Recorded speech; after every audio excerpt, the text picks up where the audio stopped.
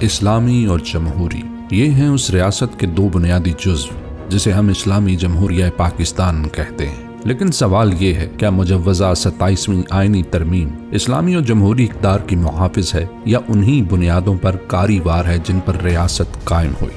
آئیے دیکھتے ہیں۔ پاکستان بنانے کا مقصد صرف ایک جغرافیائی خطہ ارض کا حصول نہیں، بلکہ ایک ایسی ریاست کا قیام تھا جو اسلام کے اصولوں کی تجربہ گاہ بنے، جس کی اساس رسول اکرم صلی اللہ علیہ وآلہ وسلم کی ریاست مدینہ اور خلفائے راشدین کے عدل، مشاورت، احتساب اور میرٹ پر مبنی ادوار پر ہو۔ اسلامی جمہوریہ پاکستان کی بنیاد لا الہ الا اللہ پر ہے، اور اس کلمے کی روشنی میں اقتدار اعلیٰ صرف اللہ رب العزت کو حاصل ہے۔ کلی طاقت، اختیار اور حاکمیت صرف اللہ کے لیے ہے، کسی انسان کے لیے نہیں۔ کلمہ طیبہ کے نام پر قائم ہوئی اس ریاست کا مقصد صرف عدل، مشاورت اور احتساب کی وہی روش قائم کرنا تھا جو ریاست مدینہ اور خلفائے راشدین کے دور کا خاصہ تھی۔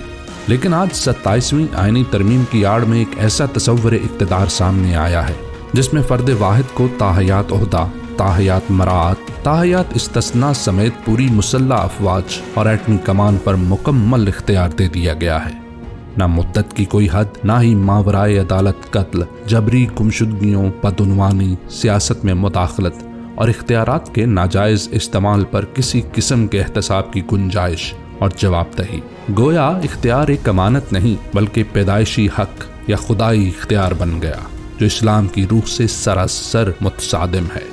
اسلامی تاریخ میں طاقت اور احتساب کا ہرگز یہ معیار نہیں تھا۔ حضرت خالد بن ولید جیسے جلیل القدر سپہ سالار، جنہیں رسول اللہ صلی اللہ علیہ وآلہ وسلم نے سیف اللہ یعنی اللہ کی تلوار کا لقب دیا، جب حضرت عمر نے انہیں جنگ کے دوران سپہ سالاری سے معزول کیا تو انہوں نے نہ شکایت کی نہ ہی مزاحمت، بلکہ خلیفہ وقت کے فیصلے کے آگے سر تسلیم خم کر دیا، کیونکہ وہ جہاد اللہ کے لیے کرتے تھے، نہ کہ کسی دنیاوی لالچ یا تاحیات عہدے کے لیے۔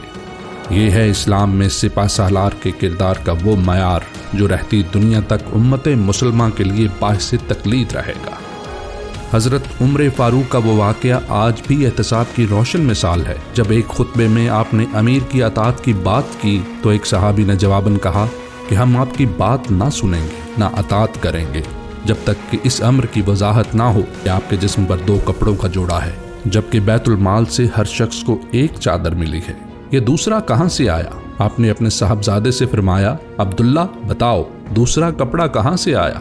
بیٹے نے جواب دیا، یہ میرے حصے کا تھا جو میں نے والد کو دے دیا۔ تب صحابی نے کہا، اب ہم آپ کی بات سنیں گے اور اطاعت بھی کریں گے۔ یہ ہے وہ احتسابی جمہوریت جو اسلام نے دی، جہاں حاکم عوام کے آگے جواب دہ تھا۔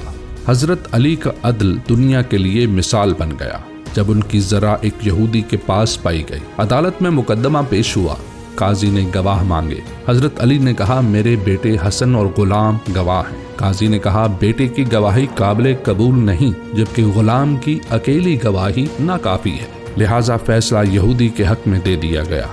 حضرت علی نے اپنے خلاف فیصلہ کھلے دل سے قبول کیا، جسے دیکھ کر یہودی نے اسلام کی حقانیت تسلیم کر لی کہ واقعی یہی ہے وہ دین عدل جہاں حاکم بھی عدل کے تابع ہے، اور مشرف اسلام ہو گیا۔